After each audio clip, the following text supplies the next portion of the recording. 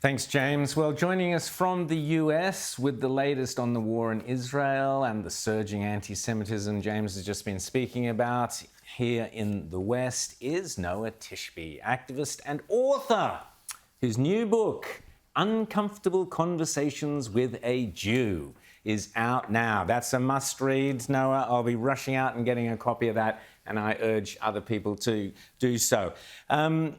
Let's have a listen to Benjamin Netanyahu talking about what's been happening on college campuses and so on. Have a listen.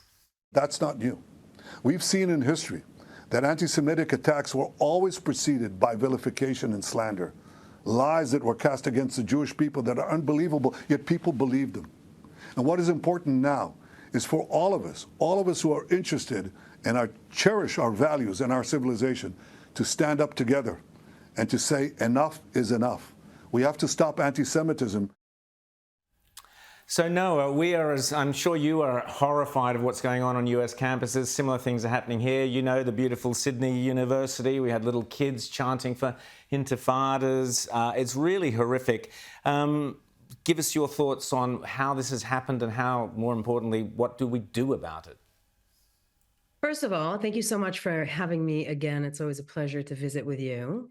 So what is happening right now on college campuses in America and around the world is not happening by accident. It is happening by design. This is a conclusion of a coordinated and well-funded campaign that has been waged against the West and against Israel for over 30 years. So what Israel's enemies, and the enemies of the West, really, the people and the entities and the countries that do not like democracy and anything that we hold dear, what they have concluded is that they're not going to be able to take Israel down militarily. And they've shifted the gear and shifted their plan to taking Israel down geopolitically, to basically delegitimize Israel's right to exist as a Jewish state. And they've been doing this for over 30 years in academia and on college campuses. We know about this. We've known about this for a very long time. Their plan was to make Israel toxic, to literally turn Israel toxic, because Israel is on the front line of a worldwide war in the Middle East against radical Islam. And they need to take Israel down in order to move to the West. And that is one of the things that we've been trying to tell the West for a very, very long time. The way they did it is to use age-old anti-Semitic tropes that everybody had kind of heard for thousands of years. Every Jew had heard for thousands of years. So you take out the word Jew and you put the word Zionist, and it's all clear. You can do whatever you want. So what we say about anti-Semitism is that it's not simple racism. It's a shape-shifting conspiracy theory. And it has shifted throughout the generations. Every time it changes a little bit.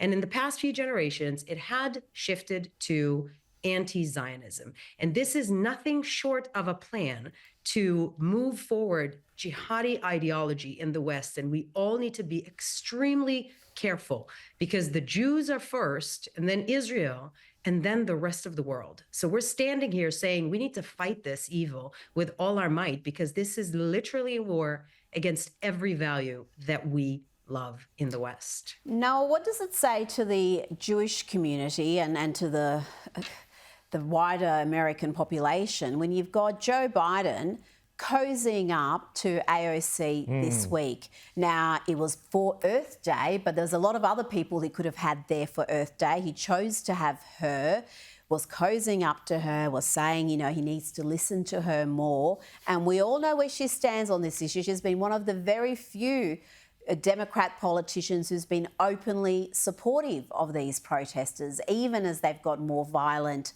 and more anti-Semitic. Well, I'm never going to be supportive of the squad in any way, shape, or form. I believe they're a fifth column of jihadi ideology in America. I think what they say is extraordinarily dangerous. Every single one of them needs to be defeated at the polls, and I certainly hope that we can do this. So I'm not a fan of that at all, but honestly, we've got bigger fish to fry right now. The way this coordinated effort is happening on campuses, it's a real problem, because it's also divided by age. The older generation is this in America, and normal Americans and normal Australians are looking at it going, what on earth are they doing? They see that it's violent. They understand jihadi terrorism. They understand the jihadi culture. They were around when 9/11 happened, so we know who Osama bin Laden is. But the younger generation that are getting their information, their news, and all their knowledge from TikTok, they have no idea. So literally right now, Zionism had turned into a curse word. Zionism, which is literally Israel's right to exist, that's it, is now been presented as a movement that necessitates the genocide of Palestinians. And that is not just not true, it's literally a blood libel because people are convinced now that it is true in the same manner that they were convinced in the 1500s that Jews are using the blood of Christian children to make their matzahs. It's exactly the same thing. So we have anti-Semitic tropes that are rehashed today and are causing all this violence on college campuses. And the young generation don't understand that their minds have been hijacked with the nefarious forces that are going to, as you said, to that person who threatened to murder Zionists, he would be the first one to go if the jihadi get their will. And he will be the first one to be thrown off the rooftop. Absolutely, Noah. But I want to just go back to this university thing because I have found this absolutely fascinating, what has been going on. How much of this phenomenon do you put down to the rise of a new sort of Marxist interpretation of the world where everything is about power and victim relations, and where the Palestinians become somehow the poor victims in this whole equation and therefore must automatically be supported? And how much of this is due to the fact that countries like Qatar have dumped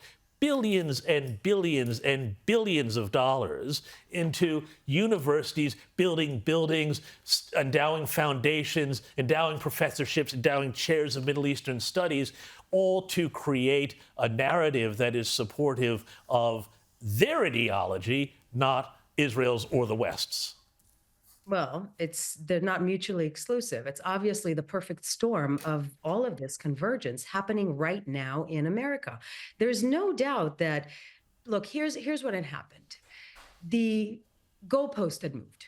The terms of kind of like the how we see reality have shifted. And this Marxist, as you said, ideology and this concept of seeing the world through the oppressor and the oppressed and through melanin in the skin. So it used to be about merit, about the culture, the content of your personality, even about class, about money. That's no more the case. It's now about melanin in the skin and oppressor and oppressed. And once you put when you look at the world through that parameter, the Jewish community doesn't fit. We don't fit in that. And it's very interesting that these kids on college campuses, they think they're speaking truth to power. They think they're taking down the patriarchy. They think they're doing the best thing in the world and something that is new and exciting. Yet they're rehashing age-old anti-Semitic tropes and picking on the smallest minority in the world that has always been picked on.